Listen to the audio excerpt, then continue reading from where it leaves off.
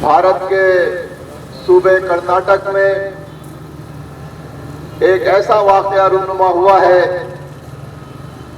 جس نے پوری دنیا کے مسلمانوں اور باضمیر انسانوں کو جھنجھوڑ کر رکھ دیا ہے۔ ایک ایسا واقعہ جس کا منظر پوری دنیا نے سوشل میڈیا کے ذریعے، مختلف خبروں، الیکٹرانک میڈیا کے ذریعے دنیا بھر کے اربوں انسانوں نے ایک اس بہیمانہ واقعے کو اپنی آنکھوں سے دیکھا، اور واقعہ بڑا صاف اور دو ٹوک تھا کہ کالج کی ایک طالبہ، ایک مسلمان لڑکی اپنی موٹر سائیکل ڈرائیو کرتے ہوئے کالج پہنچتی ہے، اور موٹر سائیکل کھڑی کر کے جیسے ہی اپنی کلاس کی طرف آگے بڑھتی ہے تو وہاں پر 50 نہیں، 150, 200, 400, 250, 300, 400 کے قریب وہاں نوجوان ہیں کہ جو اس کے خلاف نعرے لگا رہے ہیں، جو اس کو چاروں طرف سے گھیرنے کی کوشش کرتے ہیں، جو اس کو دھمکاتے ہیں، اور جو اسے خوفزدہ کرنے کے لیے وہ نعرے لگاتے ہیں جنہیں آج ساری دنیا ہندوتوا کے نام سے یاد کر رہی ہے۔ ہندوتوا کے نعرے جو لوگ لگا رہے تھے، جس ہندو دھرم کی بات کر رہے تھے، اس ہندو دھرم میں انسانوں کی بہت زیادہ تفریق ہے۔ اس ہندو دھرم میں بعض انسان وہ ہیں جنہیں برہمن کا مقام حاصل ہے، جنہیں ٹھاکر کا مقام حاصل ہے، اور اس کے علاوہ جو اربوں ہندو ہیں وہ دلت کہلاتے ہیں، وہ نچلی ذات کے لوگ کہلاتے ہیں۔ لہذا ہندوتوا کے اس نظریے کے ذریعے وہ اپنی ہندو مذہب کے ماننے والوں کو متحد کرنے کے لیے مختلف چالیں چل رہے ہیں، اور اپنے دلت طبقے کو، اپنے شودر طبقے کو اپنے مذہب کے ساتھ وابستہ رکھنے کے لیے ایک مذہبی عصبیت، ایک مذہبی جاہلیت، ایک مذہبی انتہا پسندی، ایک مذہبی دہشت گردی کا بالخصوص مظاہرہ کیا جا رہا ہے۔ اور یہ مظاہرہ اس لیے کیا جا رہا ہے کہ ہندو دھرم کے اندر، ہندو مذہب میں ایک بڑا رد عمل ہے کہ شودر کلاس کے لوگ، نچلی ذات کے لوگ یہ سوال اٹھاتے ہیں کہ ہمیں بقیہ انسانوں کی طرح جینے کا حق کیوں نہیں حاصل ہے، ہمیں بقیہ انسانوں کی طرح ایک برابر انسان کیوں تسلیم نہیں کیا جاتا، انسان اور انسان کے درمیان اونچ نیچ کے یہ بندھن کیوں قائم کیے گئے ہیں، اور آخر یہ بندھن کب ختم ہوں گے۔ ان کے سامنے جو طاقت کھڑی ہے وہ طاقت اسلام کی طاقت ہے۔ اسلام یہ کہتا ہے کہ انسان اور انسان کے درمیان کوئی اونچ نیچ نہیں ہے، کوئی ذات پات کی قید نہیں ہے۔ ہمارے نبی محمد مصطفیٰ احمد مصطفیٰ صلی اللہ علیہ وسلم، جن پر لاکھوں کروڑوں درود اور سلام ہو، جن پہ ہم اور ہمارے ماں باپ قربان ہو، نبی کریم صلی اللہ علیہ وسلم نے فرمایا کہ کسی کالے کو کسی گورے پر، کسی گورے کو کسی کالے پر کوئی فوقیت نہیں ہے۔ لہذا اسلام ہے جو سامنے کھڑا ہوا ہے، یہی اسلام ہے جو مغربی دنیا کے سامنے بھی کھڑا ہوا ہے، اور بھارت اور مغربی دنیا کا اتحاد ہو گیا ہے۔ بھارت اس ریجن میں، اس خطے میں مغربی دنیا بالخصوص امریکہ کا اسٹریٹجک پارٹنر ہے، اسرائیل کا پارٹنر ہے، اور یہ طاقتیں مل کر اس ریجن کے اندر سیاسی تانے بانے بن رہی ہیں۔ یہ جو واقعہ مسکان کا پیش آیا ہے، یہ جو حجاب کا واقعہ بھارت میں پیش آیا ہے، بھارت میں تو حجاب کا کوئی مسئلہ نہیں تھا، ہندو عورتیں بھی حجاب کرتی ہیں، ہندو عورتیں بھی اپنی اقدار کی بات کرتی ہیں، پھر آخر بھارت میں یہ مسئلہ کیوں کھڑا ہوا؟ ہم مغرب کو بھی جانتے ہیں، مغرب بنیادی حقوق کی بات کرتا ہے، مغرب انسانی آزادی کی بات کرتا ہے، لیکن جب حجاب کا مسئلہ آتا ہے تو وہ ڈبل اسٹینڈرڈ کے شکار ہو جاتے ہیں۔ لیکن میں یہ سوال کرنا چاہتا ہوں کہ حجاب کا اتنا بڑا مسئلہ ہو گیا ہے کہ فرانس کی حکومت اس پہ کھڑی ہو جاتی ہے، جرمنی کی حکومت اس پہ کھڑی ہو جاتی ہے، برطانیہ کی حکومت اس کے خلاف آتی ہے۔ آخر کیا بات ہے کہ پوری مغربی دنیا میں ایک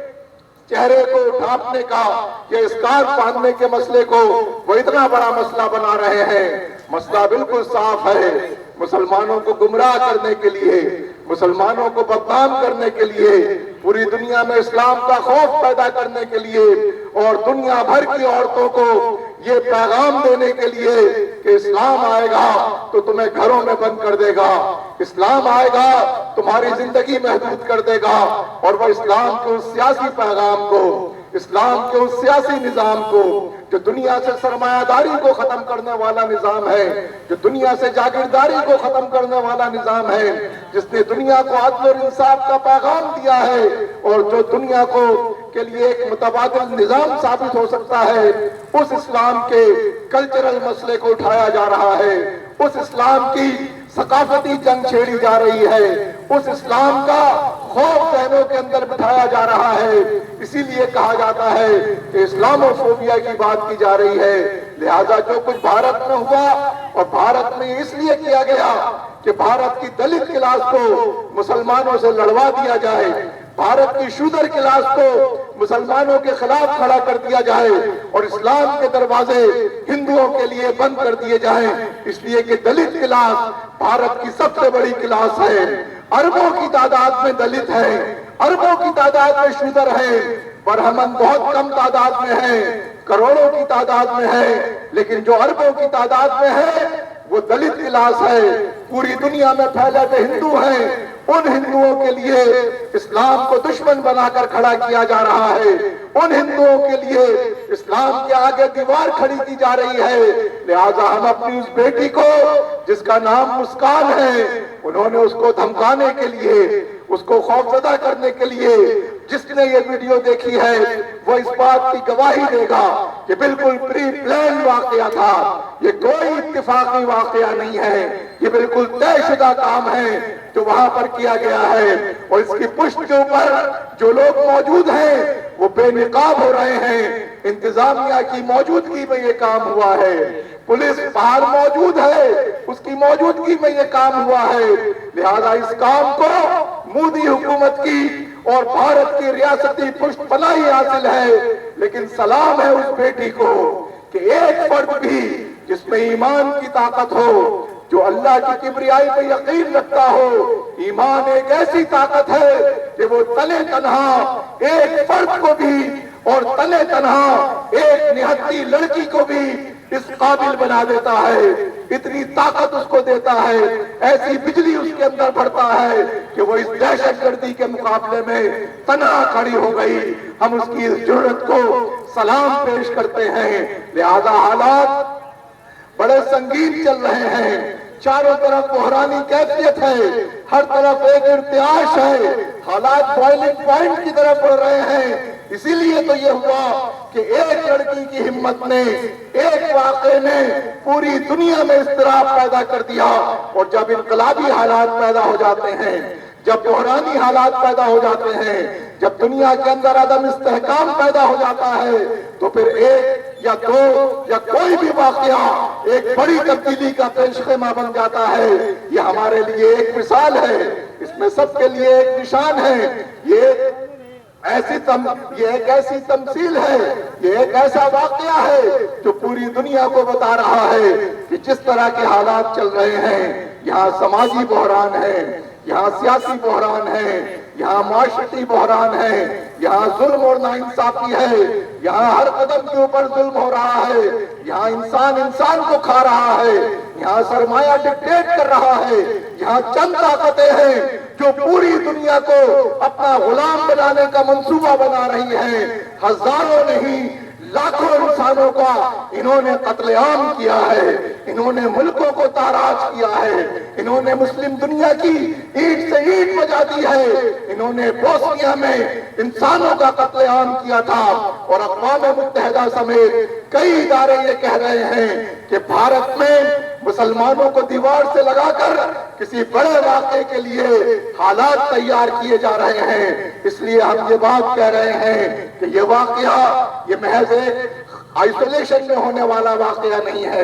یہ خلا میں ہونے والا کوئی واقعہ نہیں ہے، یہ ایک منفرد واقعہ نہیں ہے۔ اس واقعے کے پیچھے ایک حکمت عملی ہے، اس واقعے کے پیچھے بڑی طاقتیں ہیں، لہذا ہم غیروں کو کیا شکوہ کریں۔ جب مسلمان بھارت سے ہجرت کر کے آئے تھے تو یہ بات اسی وقت واضح تھی کہ پاکستان ان مظلوم مسلمانوں کا پشتیبان بنے گا۔ یہ بات واضح تھی کہ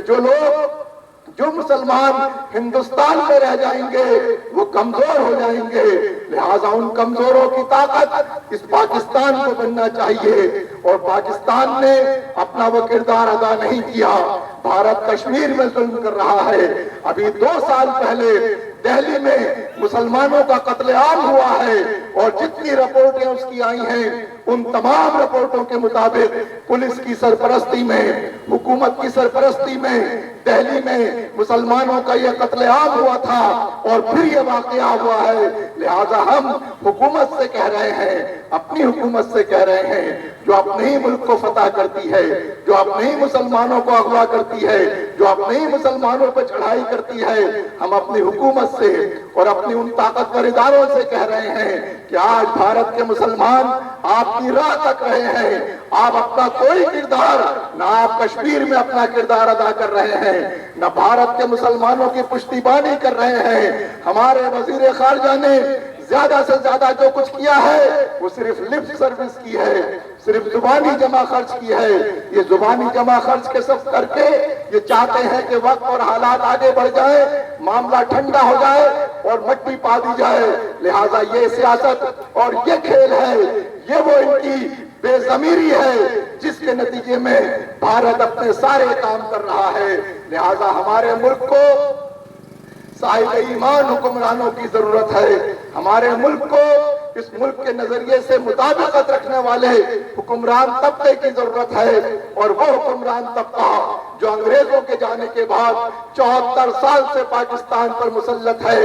یہ مسلمانوں کی تباہی کے سب سے بڑے ذمہ دار ہیں۔ اس کے بعد مودیوں کا نمبر آتا ہے، اس کے بعد ٹرمپ کا نمبر آتا ہے، اس کے بعد مغربی دنیا کا نمبر آتا ہے۔ اور میں اپنی ان میڈیا کے دوستوں اور ساتھیوں سے، ان بھائیوں اور بہنوں سے بھی کہتا ہوں کہ جو کسی کتے کے، کسی جانور کے زخمی ہونے کے اوپر ہماری جو موم بتی مافیا کی آنٹیاں ہیں ان کی تصویریں ڈان کے فرنٹ پیج پہ لگاتے ہیں، میں ڈان اخبار کو براہ راست مخاطب کر کے کہتا ہوں کہ یہ واقعہ ہوا ہے، آپ نے اس کی کیا کوریج کی ہے؟ چند عورتیں جن کی اس معاشرے کے اندر کوئی حیثیت نہیں ہے، جو بالکل آئسولیٹڈ طبقہ ہے، آپ ان چند آنٹیوں کی تصویریں، موم بتی والی تصویریں لگاتے ہیں اور ان کے پلے کارڈ چھاپتے ہیں کہ میرا جسم اور میری مرضی۔ آج اس بیٹی کے ساتھ جو کچھ ہوا ہے، جو کچھ مغربی دنیا میں ہو رہا ہے، ڈان کا اس کے اوپر کیا رد عمل ہوتا ہے، جنگ اخبار کا اس کے اوپر کیا رد عمل ہے۔ لہٰذا یہ مسئلہ بن گیا ہے، پوری دنیا میں مسئلہ بن گیا ہے، لیکن مسئلہ صرف کلچرل نہیں ہے، مسئلہ ایک سیاسی مسئلہ ہے۔ اس دنیا کو ایک نئے نظام کی ضرورت ہے۔ دنیا میں سرمایہ داری ناکام ہو گئی ہے،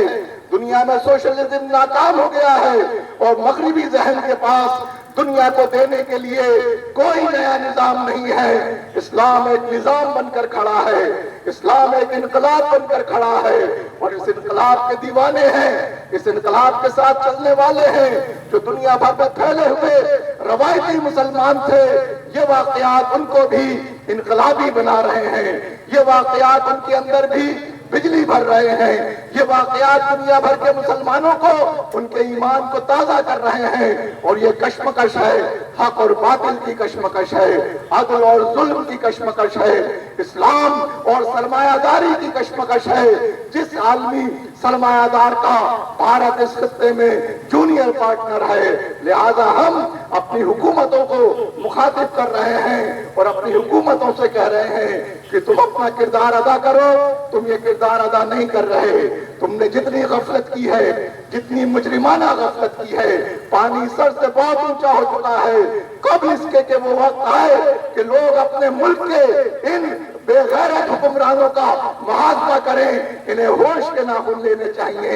آج یہاں پر ہماری مائیں اور بہنیں جمع ہیں، پریس کلب کے باہر جمع ہو کے اپنے جذبات کا اظہار کر رہی ہیں۔ اپنی بہن مسکان، اس مجاہدہ مسکان سے اظہار یکجہتی کر رہی ہیں، ہم اپنی ان تمام ماں اور بہنوں کو بھی خراج تحسین پیش کرتے ہیں، ہم ان کو سلام پیش کرتے ہیں، اور ہم یہ بات کہتے ہیں کہ صرف یہ نہیں ہے، یہ ایک نمائندہ اجلاس نہیں ہے، یہ دیکھ کا ایک چاول ہے، ورنہ اگر ہم نے کال دی تو پورا شہر کراچی، اس شہر کراچی کی عورتیں سڑکوں کے اوپر نکل کر اپنی اس بہن کے ساتھ اظہار یکجہتی کریں گی۔ لہذا ہم دیکھ رہے ہیں کہ ہماری حکومتیں کیا کردار ادا کرتی ہیں۔ اگر حکومتیں اپنا کردار ادا نہیں کریں گی تو عوام اپنا کردار ادا کریں گے، مسلم عورتیں اپنا کردار ادا کریں گی، اور پوری دنیا کے مسلمان اپنا کردار ادا کریں گے۔ مسکان کو آج شیرنی کا خطاب دیا گیا ہے، لوگ اس کے لیے انعام دے رہے ہیں، لوگ اس کو تحفے دے رہے ہیں، لوگ اس کو ہدیہ دے رہے ہیں۔ ساری دنیا میں سوشل میڈیا کے جتنے ٹرینڈز ہیں ان سب میں اس کو ٹاپ پوزیشن حاصل ہے، یہ ہمارے رب کا کرم ہے۔ لیکن ہم آج کراچی کے